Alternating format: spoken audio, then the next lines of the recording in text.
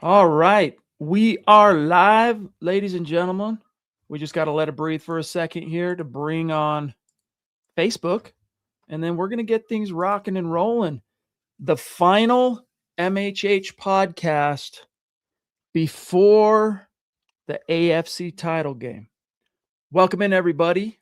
I'm your host, Chad Jensen. The Mile High Huddle podcast is here. With me, as always, you know him, you love him, Zack Kelberman, my partner, my fellow football priest. Zack, there's a lot that's transpired this week, especially relative to injury reports and injured reserve and whatnot. But first things first, dude, when last we were able to chat with everybody, it was Monday. How are you feeling about what's your gut telling you? What's your vibe right now of this Broncos-Patriots game?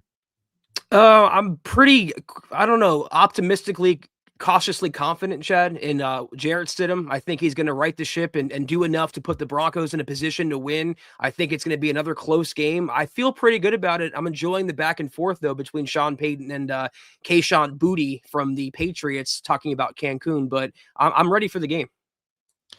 I thought it was really interesting, Zack, yesterday at the podium, Sean Payton, when he was asked, hey, what's your, I guess, is it the same message? Oh, no, that's the wrong one. Hold on. Let me pull up the right thing here. But basically, Zack, is it the same message as it's been the last couple of weeks for the fans at the stadium? Yep. He's like, I'll paraphrase him. Well, they're going to get, what was it, a 2-week break, Zack? They're going to be getting a 2-week break after Sunday. So that's pretty bold. Yeah, he was like, the fans will get to rest up. They'll have 2 weeks after this. And that's Sean Payton being Sean Payton. I love the confidence. I love my coach talking like that. But it got back to the New England side today, and I mentioned Kayshon Boutte, the receiver. Yes, Boutte, that's his last name. He said, oh, they'll have plenty of time to rest in Cancun. So friendly back and forth right now, leading to fireworks in Empower Field on Sunday. Let it come. Let it happen, man. We're here for it. We're here for it. Dude, the Broncos, guys, it's been a great season. They're playing with house money. They're loose. They're goosey. They're ready to go. Papa Bear, speaking of ready to go, here he is, brother. Great to see one of our Mount Rushmore superstars and dear members saying, good evening, Broncos country. Hashtag God bless the USA. Hashtag 17 and 3. We all know what that means. Welcome. It's great to see you, big dog. Really appreciate you jumping in early before we even go live, brother. We also have Sam Bam checking in. Wow. Thank you, Sam. I don't know what's going on. I got this frog in my throat. Top Rope Super Chat. Dear member, Sam Bam says, evening, guys. So excited for the game on Sunday. Sounds like the Broncos are fully healthy other than Bo, of course. I think Stidham is going to have 2 touchdowns, and the Broncos are going to pull off a 23-16 win to go to the Super Bowl. Go Broncos. So here's what's going on, guys. The Broncos started the clock, designated to return J.K. Dobbins, Luke Wattenberg. Huge news. Turns out Luke Wattenberg, I think, Zack, is a little bit far, could be a little bit farther along in his recovery. He got his practice window opened immediately Wednesday, full participant. Today, full participant. JK's been limited each day. So he has practice. That's the good news. Like, he's no longer off to the side. He's no more, not to be seen. He's out there. He's practicing, Zack, but he's limited. Meanwhile, Pat Bryant, which is what I titled tonight's stream around, he started, Zack, limited on Wednesday, but progressed to full participant today on Thursday. And then the last update, Troy Franklin, limited. So his outlook is a little bit more clouded, but what do you think, Zack? Are we going to see J.K. Dobbins on Sunday? Quick little aside. The last time a Broncos running back led the team in rushing in a playoff game? Quick little trivia, Chad. I don't know. When? C.J. Anderson in Super Bowl 50. That's how long it's been, because the last 2 games, the last 2 playoffs games, Bo Nix was the leading rusher. I only bring that up to say, I don't care if JK is 50%, 60%, 70%. I need him out on the field on Sunday. I need that boost in the backfield. I need that boost in the locker room, that morale boost. It's nice seeing him get limited practices in, but we'll know tomorrow with the game designations if he's going to play or not. I'm leaning toward yes. Maybe. Yeah, that's true. I mean, that's true. Well, they have to designate them. Even if they're not on the roster, Zack, they do have to. Well, I'm trying to think. Did they do that with Malcolm Roach? I don't know. Because it seems like Malcolm Roach, when he was returning back from injured reserve, They started his clock. He practiced. He was listed as questionable. And then they activated him on Saturday. I could see something like that shaking out. I think Wattenberg, he'll be listed as a full go. They'll activate him. J.K. Dobbins, though, it's a little more tenuous because remember, the first thing we heard on the injury was, well, if they make it to the Super Bowl, which at the time it was like that was a million light years away. Like not just the possibility, but time-wise relative to a football season, like we're way out. But here we are. He looks like a little bit ahead of schedule. So Shannon Mills jumping in. Great to see you, Shannon. Thank you, Shannon. Appreciate your support. Love you. She says, good evening. So happy that the Broncos appear to be getting healthy at the perfect time. We need a full team effort. I think everyone elevates their game. The Broncos can do this. Fingers crossed, Dobbins can play. I know it's just such a bummer, right? Like getting healthier in the wake of losing your franchise quarterback. Yeah, Stiddy City. Let's go, Jarrett. Everyone's confident. And I am confident in Jarrett Stidham. But it's nowhere near, Zach, on the same level of confidence I would have right now if it was 10 going against 10, right? If it's Bo going against Drake. But I'm still confident this is still a very good team that surrounded Bo that will now, Zach, surround Jarrett Stidham. Speaking of Bo, he was listed as a DNP 2 days in a row. I think that's a formality. He'll be placed on IR probably over the weekend. That will free up a roster spot for someone like Wattenberg or J.K. Dobbins. But I totally agree with you, Chad. I have confidence that Stiddy can hold the fort, can keep the Broncos afloat or ahead of schedule. He just doesn't bring the same dynamism to the quarterback position as Bo Nix. But I think he'll impress a lot of people on Sunday. I'm hoping so, man. I'm feeling it. I'm feeling positive. I'm feeling confident. Again, it's a slightly different level of confidence.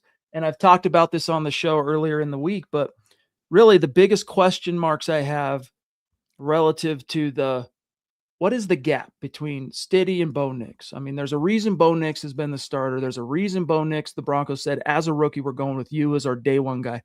There's a reason, but when you really boil it down in a very simple form to communicate it on a live podcast, for me, once again, Zach, it comes down to fourth quarter / clutch time comportment and execution. Bo Nix, we have no doubts, right? He has led one unlikely comeback or one tough drive, got to have it in the clutch. All the chips are down.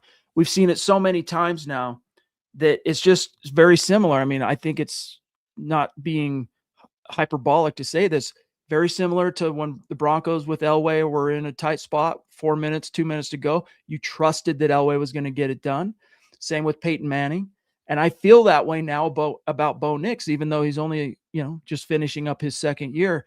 Can Stidham deliver that same kind of oomph when the chips are down?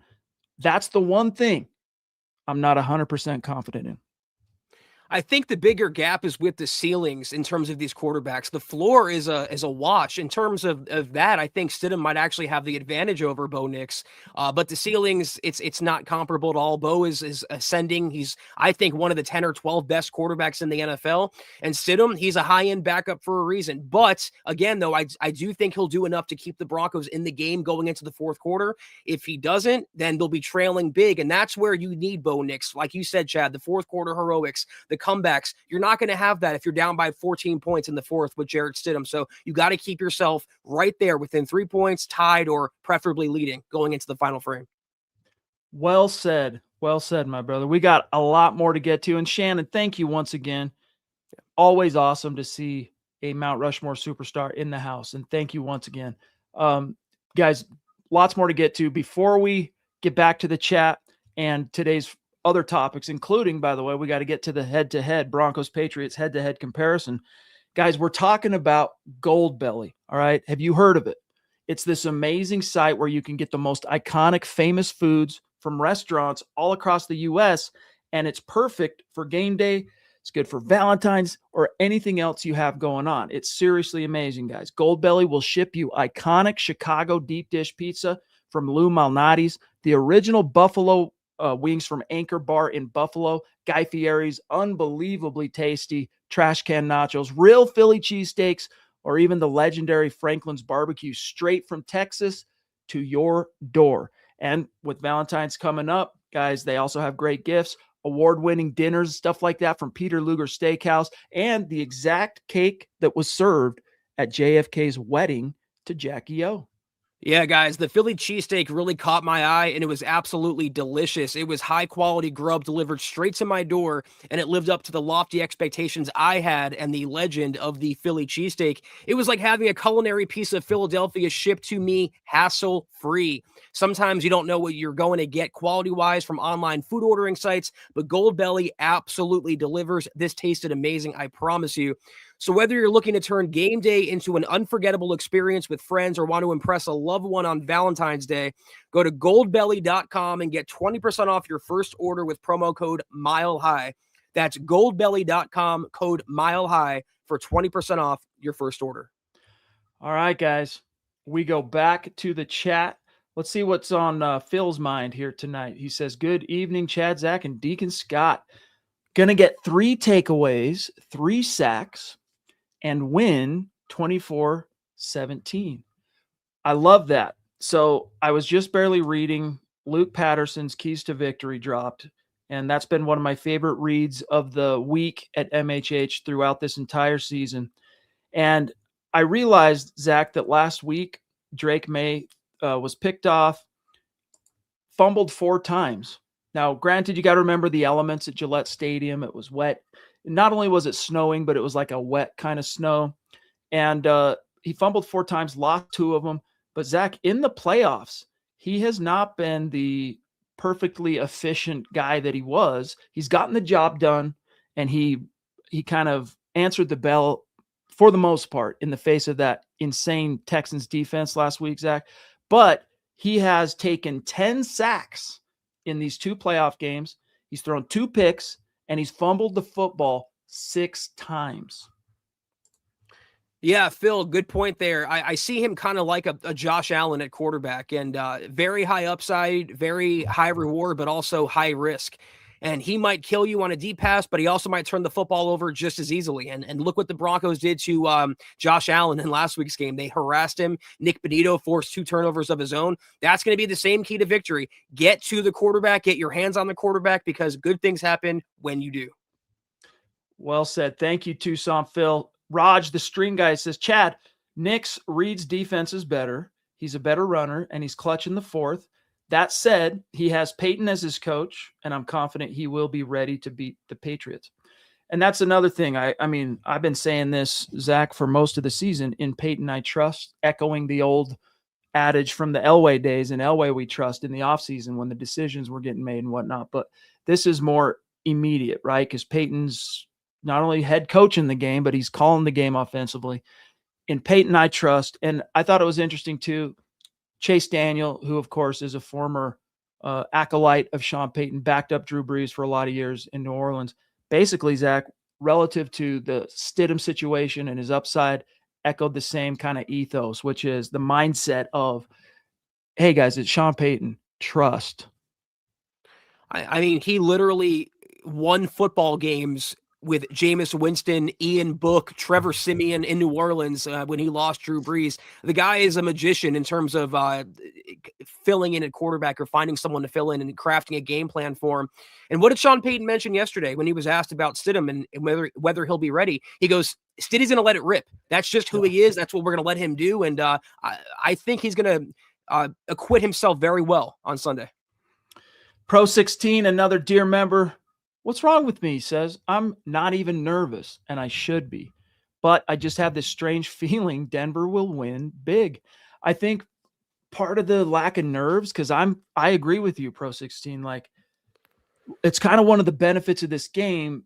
You're trying to find the silver lining to losing your franchise quarterback on the brink of the biggest game, not only of the season, but of the past decade. The silver lining is it kind of gives Sean Payton a built-in excuse. Same with all the players. If the Broncos go in, lose, no matter what it looks like, built-in excuse. You didn't have your quarterback. But that's also, Zach, a very liberating kind of thing. They're playing with house money. Nobody, including the odds makers, I think last time I looked at it, Zach, it was 5.5 favoring the Patriots. No one expects the Broncos to win this game outside of Denver. All right. And so once again, even though it's not Bo in the saddle, so to speak, Zach, the flying under the radar thing, the sleeper nature of this team, they're going to capitalize on it once again. Excellent point. There really is no excuse for New England not to win this game, if you think about it. I think the NFL would rather see Drake May in the Super Bowl than Jarrett Stidham. There's no reason why after the Broncos lost Bo Nix. So you're right. They get to play loose, the Broncos do, knowing that the end result ultimately is a win-win. If they lose the game, it would suck, but the season will have been a massive success. If they win, obviously the same thing. The Patriots have all the pressure on them, so that's why I'm with you up until big. I do think the Broncos will win, but it's going to be a slugfest like it always is, down to the last second. So much, of course, depends on exactly how Stidham plays. But I think so long as he doesn't turn it over, the Knicks superpower, Zach, is avoiding the sack. Stidham's not going to be quite as good at that. I'm sorry. I'm trying to put on as orange-colored glasses as I can. That's another thing that no one's as good as Bo Nix at. Like, he's the best in the NFL. Who was the other one? Was it Stafford? They finished tied for the fewest sacks in the NFL. So I shouldn't say no one, but he's one of the best in the NFL at avoiding the sack. So that, you might take a sack here and there. That's okay. Jarrett, Stiddy, just don't turn it over. And as long as you don't turn it over and this game stays manageable, I still trust this Broncos defense against this offense, because last week we complained a little bit that the only way they were stopping the Bills, which ain't nothing because they were getting them, was by taking the ball away. Otherwise, the Bills were getting points. I don't think it's going to be like that. Josh Allen, Drake May, you mentioned they have the upside, of course, but it's a different kind of upside. And Drake May, look, it's one thing going against a tough defense at home. It's another thing all entirely, dude, trying to do that on the road in a massive stakes game, hostile environment. Gene Williams in the house. The Brace Girdles, what's up, brother? He says, I said last night, Denver by 10. Big party in Stiddy City. I'd love to see it. It would not, Zach, completely shock me if the Broncos do win by 2 scores and just blow everybody's minds, because they are a very good team. They've been battle-tested throughout the whole season. Patriots, Zach, faced 2 teams above 500 all year. That was both matchups with the Bills. They went 1-1. Give them credit because they've won their 2 playoff games, but now they got to go on the road. Yeah, the citizens of Stiddy City are going to be in for a treat on Sunday, Gene. I love the confidence. I'm right there with you. I think 10 is a little extreme considering how they like to play their brand of football, the Broncos do. I think Will Lutz will win this in the fourth quarter, like always. It would be just perfect irony. And also, I think the defense, here's a bold prediction for you. I said on KK on Tuesday, I think the defense is going to score. I think PS2 will get a pick 6 of Drake May and help the offense and Jarrett Stidham out. I would love to see an iconic play like that from PS2. Ricky Flores, a dear member, jumps in saying, hello, MHH, go Broncos. If Stiddy beats the Patriots, would you say Bo Nix is better than May because Bo is better than Stiddy? That's an interesting kind of logical, leap from one to the other. But what's your answer for Ricky? I don't like to associate the transitive properties or whatever I learned in math class in high school to this equation, Chad. I think there's 2 separate quarterbacks. And even if we saw Bo versus Drake May, I don't – they have 2 different styles. Drake May is more of a gunslinger, whereas Bo Nix is a little more cerebral and he has more athletic upside. So I think both are tremendous quarterbacks at the NFL level. Both are going to have bright futures. And I'm just sad as a football fan, I don't get to see, as you said earlier, Chad, 10 versus 10 on Sunday. I know. Dang you, football gods. Cody Dubb, a dear member, a superstar, Mount Rushmore, saying, make the Pats defense go sideline to sideline to stop the offense, wear them out till the fourth quarter hits, and then just give everything you got. Blow them out of the water. I mean, a lot of this will be informed by how and whether the Broncos are able to get the run game going. Because if you put it all on, it's not good to put it all on any quarterback's back, whether it's Bo Nix last week or Jarrett Stidham making his first start in over 700 days in a massive playoff game. You need the run game going. And that's why, guys, if we're saying our football prayers, we're praying that J.K. Dobbins is going to be greenlit to go, because that can be an absolute game changer, provided, Zach, he's ready. If he's healthy enough to use that foot. And, I think it was Chris Thomason had a very nice piece on J.K. Dobbins earlier this week when the news of his designated to return thing initially broke, he reached out and talked to JK's high school coach, and he stays in touch with JK on the reg. And he's like, man, JK's recovery from my interactions with him has been really well, maybe even ahead of schedule. I can tell you this, if the Broncos activate him, he's good to go. He's going to be the JK Dobbins that we all know. So that's what I'm hoping. That's the direction, Zach, in which I'm saying my football prayers. Yeah, that's one side of it, is establishing the run. I think equally as important as well, considering what we saw against Buffalo, stopping the run. Because the Patriots, yeah, they have Drake May. Yeah, they have Stephon Diggs and Hunter Henry, the tight end. They also have two good running backs, one of which, Travion Henderson, I really, really wanted the Broncos to draft last April. They also have Ramondre Stevenson. So they're going to have to stop the run and also, like Chad said, establish the run on their side of the ball. Playoff fundamentals, guys. Playoff fundamentals. Roy Osborne becomes a member. What? Welcome, brother.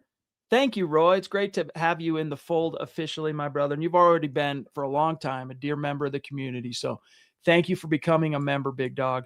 George Fox, this is our game. They're coming in on high, thinking we're a joke. With or without our bow, they will be talking out the other side of their mouth. It's the Broncos game. Broncos for life, MHH for life. Hit the thumbs up, guys. I love it. I love it. And Zach, do you think when Sean Payton said yesterday that comment about fans are going to have 2 weeks to rest, basically 2 weeks off between this game and the Super Bowl, he's pretty careful about most of what he says. Now, he has said a few things live at the podium that we're going, that he probably wishes he had back, like the small market thing, even though he was complimenting the Jaguars ahead of that Week 16 game. He couldn't have necessarily known it was going to get twisted the way it did. However, he's usually very careful on what he says. He's very self-aware and self-conscious. I gotta believe that he meant what he said. Like when he's not just that he meant what he said yesterday, but that he said it for a purpose, that there was a reason and a rhyme behind him saying that publicly, even though, Zach, it comes at the risk of giving New England, as we're seeing, a little bit of bulletin board material. Hey, maybe Sean Payton saw the script in advance, Chad, and knows the Broncos are going to win on Sunday. You never know. But I will say this. Sean Payton made a comment last year. He goes, I have two middle fingers, and I've gotten better about using them over the years. He still has those middle fingers, though. Just because he doesn't use them as often, he still has them, and it still comes out every now and then. But this is what I want. And like I said earlier, this is how I want my coach to talk. Do I want him to get up there and say, oh, New England has just as a good chance as we do. I don't know how we're going to fare on Sunday. No, I want him to say, we're going to win this game, and fans will have 2 weeks to rest until the Super Bowl. I love that confidence. I do too. Jordan Lewis, a dear member, says we need to get that run game going to get pressure off Stiddy, but Sean will let him sling it. Oh yeah. Sean said that literally the day he stood up and announced Bo Nix's injury Saturday after the Bills thing, that Stiddy's going to let it rip. Watch out, all that stuff. He's been saying it. So look forward to that. But yes, got to get that run game going. Ricky says, yes, I'm disappointed we don't get to see 10 versus 10. I just love watching football and wanted to see Bo Nix and the Broncos shut down the Patriots, prove who the better team, who is the better team in QB. Honestly, the biggest thing for me is just that Bo Nix is such a big reason why the Broncos are now 15-3. And it just is so upsetting. It hurts your heart to know that he's not going to be there to see it through, whether for ill or for good or for bad, whether they win or they lose. He's not going to be there to, not so much benefit from the result, but be part of what these rare moments in NFL history and team history. I mean, these are the playoffs. These are the conference championship game. He earned it. As Jarrett Stidham said yesterday, we wouldn't be in this situation as a team if it wasn't for Bo Nix. So that's what is the heartbreaking aspect of it. But yes, we will, Zach, as you kind of alluded to earlier in our conversation, we're going to have a lot of opportunities, I think, in the future to see 10 versus 10, both in the regular season and the playoffs. Yeah, it sucks for Bo, man. I went back and I watched the interviews he did right after the game-winning field goal, and him knowing, Chad, that he was done for the year, he broke his ankle, but still put a brave face on it. It's truly, truly heartbreaking. But like Izzy Nick said on Instagram, I think it was, she said, win it for 10. Do it for 10. That's what the Broncos have to do Sunday. Win it for their dear leader. Here's some interesting information that Mr. Producer dug up for us. This is according to Ben Fox of Yahoo Sports, the Broncos are now 4.5-point home underdogs in the AFC title game versus the Patriots. Home dogs of at least 4 points in the NFL playoffs are 10-0 against the spread with 6 outright wins over the past 50 years per sports odds history, Zach. So how's that for an interesting little statistical curiosity?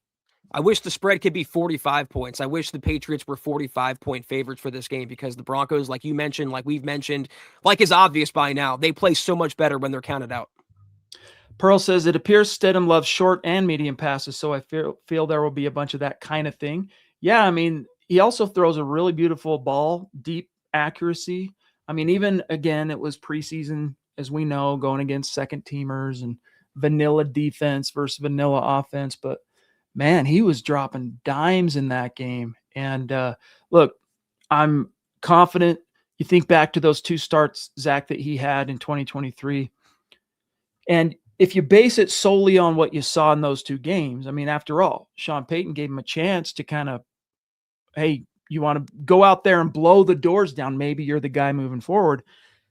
After those 2 games, he said, I want to draft a guy. And he went and drafted Bo Nix. But if you base solely your opinion on what's going to take place, what you expect to see on Sunday, on what you saw from Jarrett Stidham in those 2 starts to end 2023, you're not quite getting an accurate read on Stidham because, Zach, the team around him in 2023, this is the same team that the year prior only won 5 games. The personnel was very different then than it was compared to today. This team is a team now, Zach, built for the Super Bowl. You have a top-ranked offensive line, 2 All-Pros up front. You have a Pro Bowl wide receiver.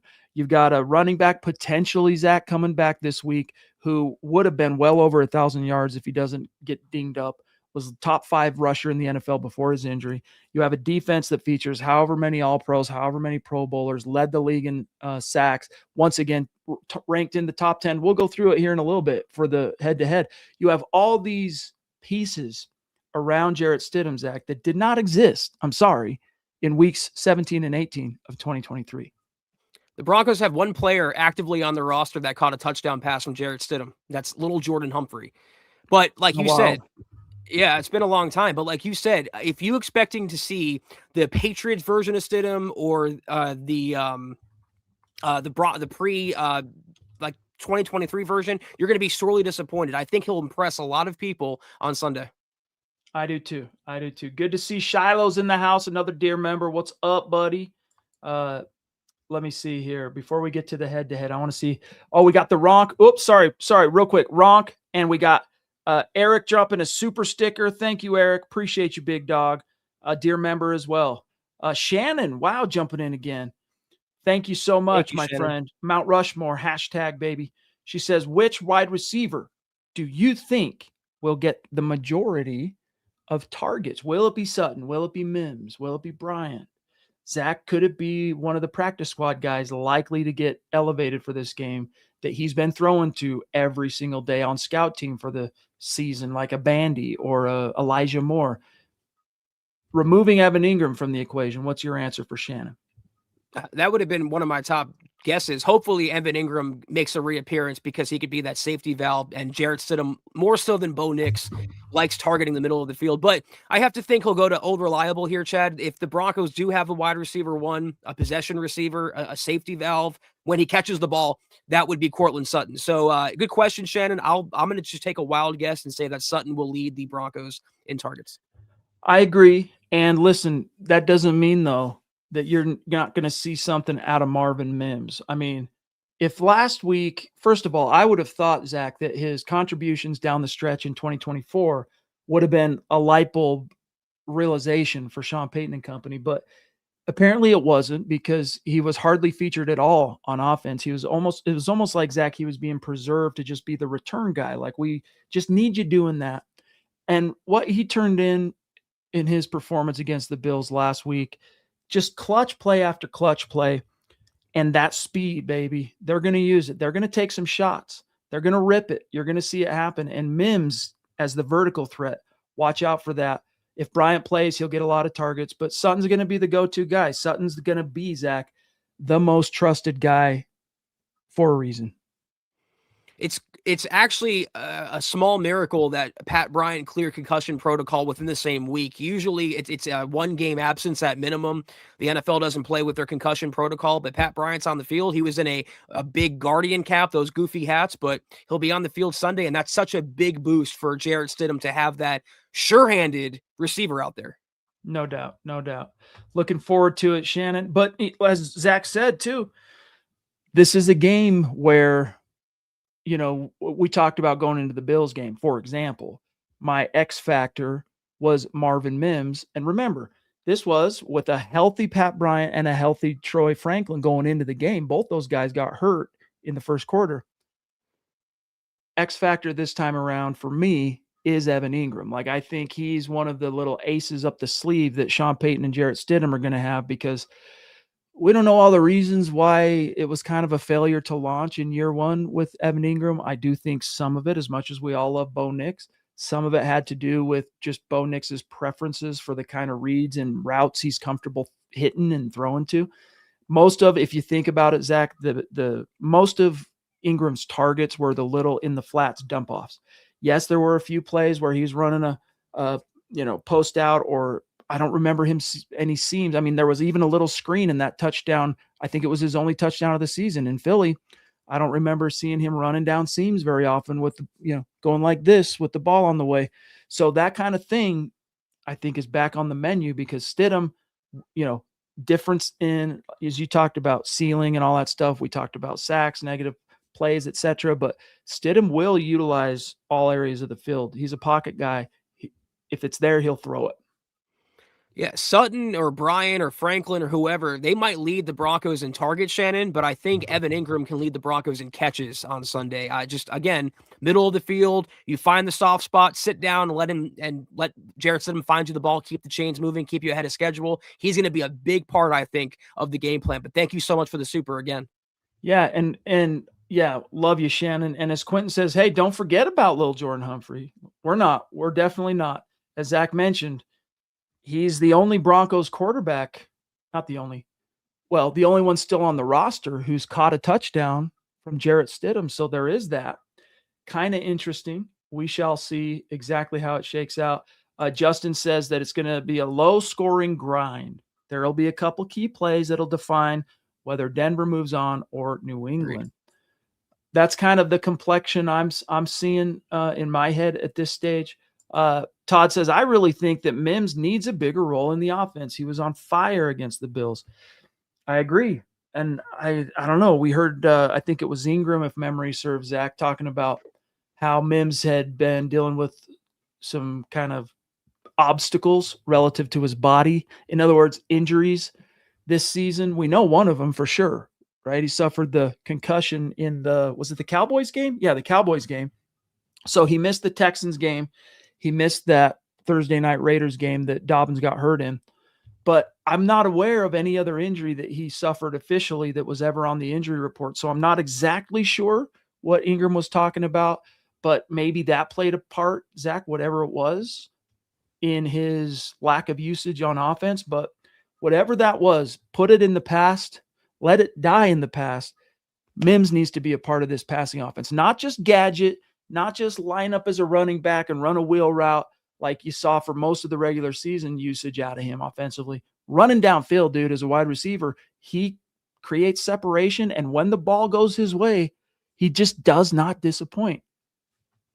I'm right there with you, Todd. We can hope for it. We can pray for it. But Sean Payton just doesn't see Marvin Mims in that capacity. Hopefully I'm wrong. And hopefully he has a big part of the game plan set out for him and a couple deep passes from Jarrett Stidham. But he just sees him, like Chad mentioned, that term, gadget. A couple receptions. He's also the return man. I don't think Payton sees him as a long-term wide receiver too. But hopefully we'll get some value out of him on Sunday. If you missed it, guys, the Broncos did bring back Brandon Johnson, the wide receiver. If you guys can remember, he played with the number 89 as a Bronco. Was it not 2025 summer, but the summer before, Zach, that he got waived? You had the story. I don't remember exactly when the Broncos parted ways with Brandon Johnson, but Ronk, a superstar and a dear member, says that he was getting passes from Stidham in the preseason. What? Not this preseason, was it? Wasn't it the one prior, 2024? I'm not sure about the preseason stats, but I do know they have a chemistry from the training camp practices and preseason games and stuff like that. So they do have some receiving options that Stidham is familiar with already, for sure. Yeah. So, pardon me, 2023. So Brandon, is that him? Yeah, he's back. Okay. Brandon Johnson, career history, Denver Broncos, 2022 through 2023. And I'm pretty sure they waived him after, at the end of the summer, 2024, Bo's first year. He got waived at the final cuts. So Johnson then went on to spend time, pardon me, on the practice squad of Tampa Bay and Pittsburgh. And now, Zach, he's back in Denver. So he does have that history with Stiddy that I'm sure played a part in why he, of all receivers that was probably available, was brought back. We all have our druthers. I would hope that Pat Bryant can be more involved, assuming he is indeed past that concussion. We talked about Marvin Mims. Troy Franklin's getting over the hamstring. This is the same problem that you had with Bo Nix with Stidham now. There's too many mouths to feed. There's too many targets to keep satiated. So they're going to have to devise one or two guys that they're going to trust, either Sutton and Ingram or Sutton and Bryant, or some sort of combination for Stidham to lock in on. If Brandon Johnson's one of those guys, if he can help out, so be it. You guys want to see yet another? We've talked all year long about the weird little parallels that have been apparent and springing up, Zach, that connect the 2015 world champion Broncos and this 2025 squad. Here is yet, guys, another weird coinkydink. How do you explain this? Aaron Schatz, the guy who is the brainchild of DVOA, the advanced football metric. Fun fact I discovered while working on something for ESPN. The 2025 Broncos led the NFL in defensive penalty yards. The great 2015 Broncos defense also led the NFL, Zach, in defensive penalty yards. It's getting kind of spooky, all these parallels. Yeah, I mean, I mentioned C.J. Anderson. The Broncos will have that. Hopefully on Sunday, they'll have a running back lead their team in rushing. The last time that was C.J. Anderson in Super Bowl 50. There's so many, Chad, to draw from. George Fox jumping in again to say, I think the score will be 17-21 Broncos. Interesting, buddy. Interesting. I love it, dude. I'm here for it. And that's kind of about where I see it, like a low one-score finish. But I'm feeling the Broncos, guys, and it's something about this house money energy, the looseness. They really have nothing to lose relative to the narrative, because if the Broncos did lose Sunday, Sean Payton's going to be praised for the job he did with this team, getting Bo Nix, his first playoff win. Who could have foreseen that terrible injury? Defense yet again. Vance Joseph, assistant coach of the year today, selected by the Pro Football Writers of America, nominated for assistant coach of the year by the AP. So he's going to be in the running at the NFL honors. And I think he has the inside slant at that job, or at that award, pardon me. I think he's going to get it from the AP as well. But Sean Payton, the Broncos, if they lose, man, they still have everything out in front of them. Bo Nix coming back next year. Hey, you gave it the old college try with the backup. What could you? That's like easy. That's the easy path of least resistance, and it's waiting for them. They don't care. They're here to fight. They're going to battle, knowing that they basically, Zach, have nothing to lose now, and their eye is still on Super Bowl 60. So I have a good feeling about the Broncos. Yeah, well said. And George, I'll say the same thing I say every week, whether they win by 4 points, 40 points, or 1 point, as long as they win Sunday, that's all that matters. We have jumping in from the top rope, a dear member, a Mount Rushmore superstar. Thank you, Deanna. And an awesome friend and member of this community. The Lady D, Deanna Hendry, jumping in. She says, evening, Chad, Zach, in Broncos country. Sutton drops the ball too much. I hope Mims is utilized more, just my opinion. Amen, sister. I have faith in this team. I love how they underestimate us. The team rallies to win. Hashtag MHH for life. Right there with you. Right there with you, Lady D. And Cortland Sutton, so far, Zach, not great in the playoffs. He did make some plays in that final 4-minute drive in regulation that culminated, Zach, with the Marvin Mims touchdown. And then he had a couple of drops because remember, the Broncos got the ball first in overtime. 2 balls, Zach, he should have caught. One not quite as easy as the other. And you go, dadgummit, Cortland. And yet, through a miracle, the Broncos get the ball back one last time, and he draws a great PI. It wasn't the full dagger. They needed one more kind of play, and that ended up coming with the Mims PI. But my point here in a kind of long-winded, rambling way is Sutton in this first playoff game is kind of taketh, he giveth, he taketh away. The Broncos from here on out with Stiddy, Zach, it just needs to be straight giveth. Like he needs to bring it. Yeah, thank you, Deanna. And I agree with all your points usually, but I really agree with the Sutton point, considering how the Broncos are paying him now and the role he has and how he thinks of himself. He does drop too many passes. I love Cord. I hope he's with the Broncos the rest of his career. He brings a lot of good to the table, but I'd like to rely on him a little more consistently than what we've seen. But thank you so much for the generosity, as always. I thought it was really cool for what it's worth. Like we complained, Zach, that he didn't get his first target till late in the second half. I can't recall if it was bottom of the third or fourth quarter, whatever it was. We complained, but I was still very pleased that even without Sutton out there catching balls and contributing that way, he drew some attention, and Bo Nix took the matchups that were there. Stiddy. Lil Jordan Humphrey, touchdown. Marvin Mims, like Frank Crum, like the little things. Sean Payton, of course, with the Frank Crum thing, pulling out a nice little ace up his sleeve. So Bo Nix at quarterback, Zach, found ways to get the cat skinned without Cortland Sutton carrying a huge share of the load.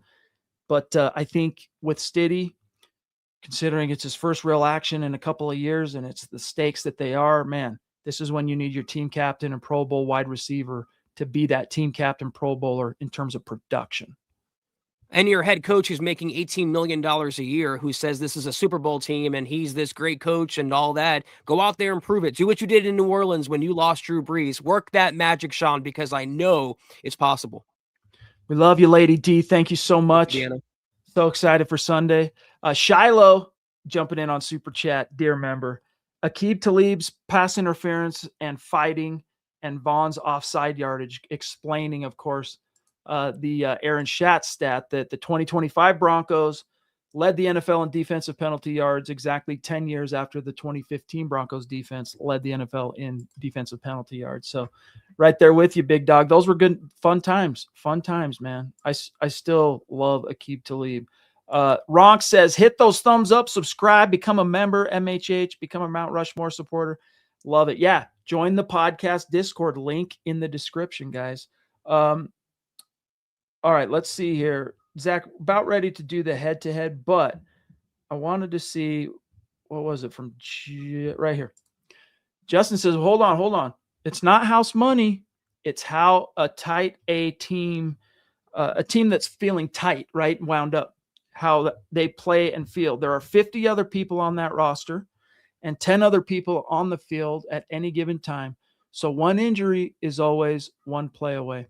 Yeah, I guess I see what you're saying there, but I'm telling you, Zach, the Broncos, they're feeling loosey-goosey, a confident loosey-goosey.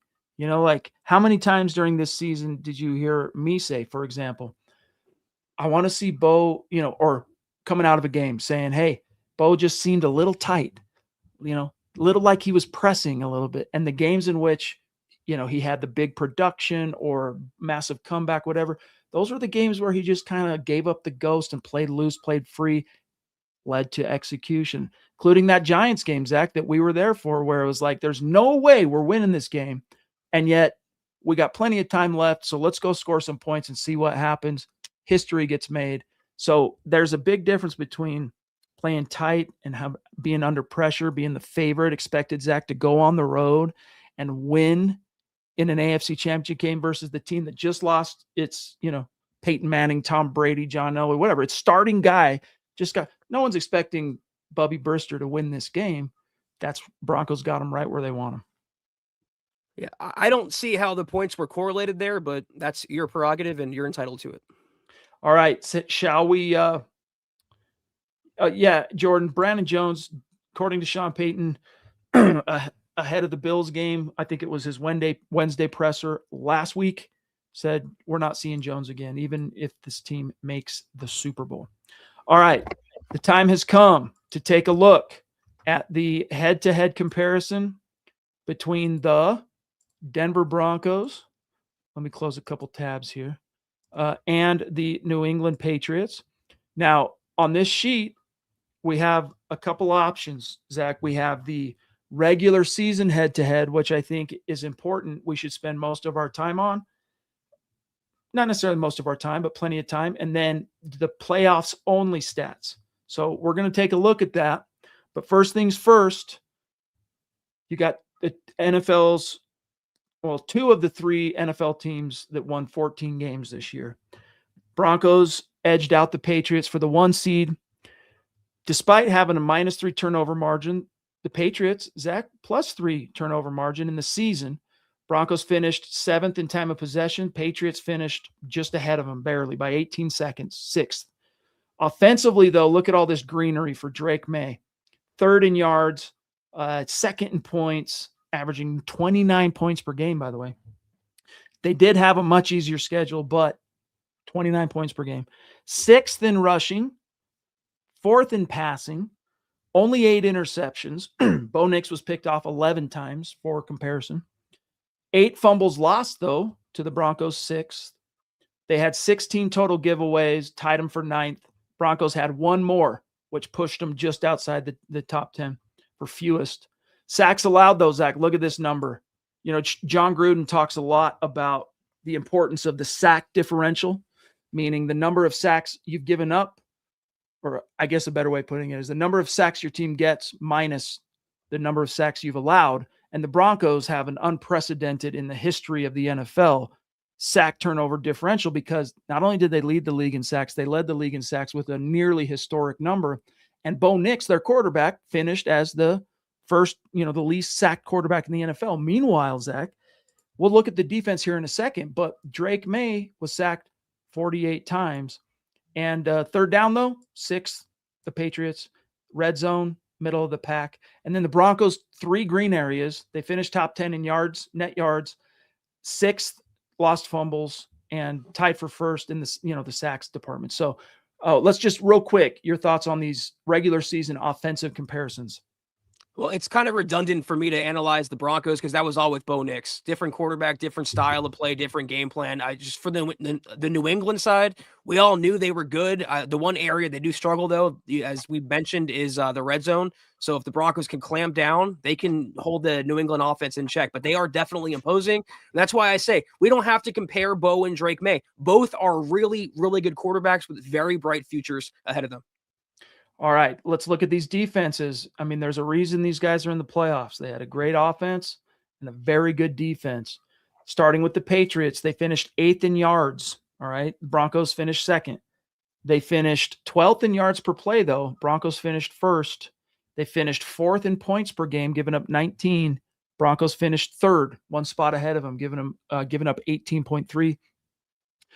Net rushing, the Patriots 6th, Broncos 2nd, all right, in terms of how much they're giving up. Passing, they had the 9th best passing defense. This is pretty close so far, Zach. Broncos were the 7th best passing defense. They had 13 picks. Broncos had 10. 7 fumble recoveries to the Broncos 4. 10 total takeaways, which ranked 18th, middle of the pack, to Denver's 14, which, was bottom 3rd. But here we get into some other juicy numbers. They had 35 sacks as a team. The Broncos had 68. You do the math on the turnover differential. We'll do it here in a minute, but you can see the Broncos turnover differential. Again, different quarterbacks, yes, as Zach mentioned, but it's a huge advantage for the Broncos because they do have that offensive line. 3rd down, they are 12th, the Patriots. The Broncos ranked 2nd. And then look at that, Zach. Terrible red zone defense. What? You look at how great they were for the most part across the board, but they were not so good in the red zone, whereas the Broncos finished 1st in the red zone, even though last week's performance against the Bills, you may have not ever realized it. I think the Patriots defense gets overrated a little bit because Mike Vrabel's their head coach. They're still good, but they're not on the Broncos level as we see there. It's unfortunate, though, a Denver defense that can't take the football away against a quarterback that likes to turn the football over. But the red zone there, that's the key metric that you highlighted. When the Broncos get within the 20s, you got to punch the ball into the end zone. Do not stall. Do not settle for field goals. Do not turn it over. Obviously, punch it in for 6. That is paramount. That's another thing Bo Nix has done really well at through his 2 years as a pro. He's been a really good red zone quarterback. Special teams, I don't think we need to spend too much time on it here, Zach, but the Broncos, ranked top 4 as punt returners thanks to Marvin Mims, but the Patriots, Zach, ranked first in their return coverage. So we got to watch for that, and they're really good at covering the kickoffs. But field goal percentage, 85.7% for the Broncos, 84.4% for the Patriots, and their punting is pretty dang close too. So I would call special teams, Zach, pretty much a wash. Penalties, Broncos, of course, finished 28th, which is better than 32nd, but still not great. Patriots, Zach, penalized quite a lot less, 99 total penalties, which tied for the 6th fewest. Broncos still were in the top 10 in terms of opponent penalties committed. The Patriots had 10 fewer called against their opponents, which tied them for 15th. So that being the case, let's just take a quick look here at the same head-to-head based on the playoffs. Now, it's a little bit lopsided in terms of the numbers because they played 2 games. Broncos only played 1. But the Broncos, Zach, are +4 in the turnover differential. Patriots are +1. Patriots are possessing the ball a lot more, but, both of their games were at home, one against a really slumping Chargers team, and the Texans. Broncos, 25 minutes. Of the 14 teams that made the playoffs, the Broncos' time of possession through one game ranks last. Offense. All right, let's look. Broncos yards, 6th. 6th. The Patriots, 9th. Let's see. Points, Broncos, 2nd, because they scored 33 in their one game. And the Patriots, 10th with 22.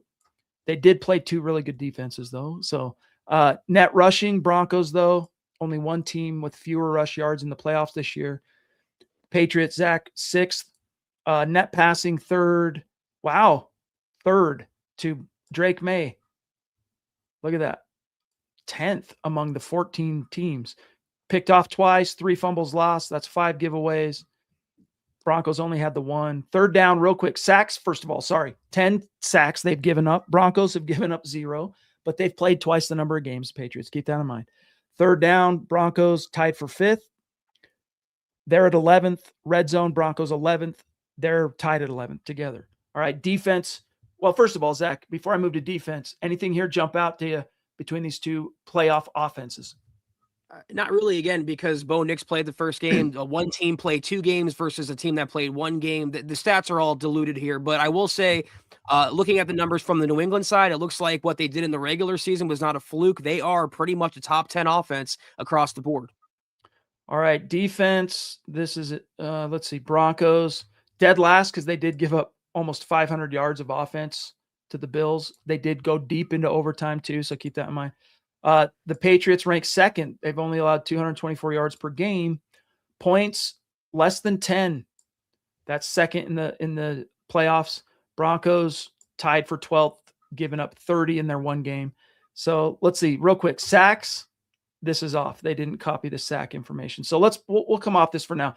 But before we do, let's look at the stats for these 2 teams, the stat leaders, that is, real quick. This is, of course, regular season. So oh no, this is playoffs, or is it? Hold on. Oh no, let's look at regular season. So they were led in tackles by Spillane. He had 97. Broncos had 2 guys over triple digits, Singleton, Hufanga. Sacks, they were led by Landry, 8.5. Benito had 14, who, by the way, today was nominated anyway, Zach, for AP Defensive Player of the Year. That's cool. Interceptions, Hawkins had 4. Broncos had 2 guys with 2, Macmillan and Tillman. Let's see, receiving yards, Diggs had just over 1,000. Sutton, just over 1,000. Pretty close here in terms of the levels, although their 3rd leading receiver was quite a bit better than Denver's. Rushing, Henderson, the rookie, finishes with 911. We all loved Henderson, Zach, coming out of the draft, but the Broncos, of course, went with Harvey. Henderson got a lot more bites at the apple starting immediately and just was a better runner this season. Stevenson, 603. And then Nix finishes with 3,931 passing yards. Drake May, 4,394. So there you have the head-to-head. And with that, closing up, we have Lady D. Thank you, Deanna. Wow. Jumping back in from the top rope. Hats off to you, my friend. We love you. We appreciate you so much. She says, I'm super excited for the game. I have such faith in our team. Glad we're getting key players back to help. Sack May, he will crumble. He will panic and make mistakes, which we can utilize in our favor. We need to run the ball, control the clock. We win. Love you all. MHH for life. Love you, we Deanna. love you too. And Zach, this is a recipe for success. And it's just more overwhelming generosity from Lady D. Deanna, thank you so much again.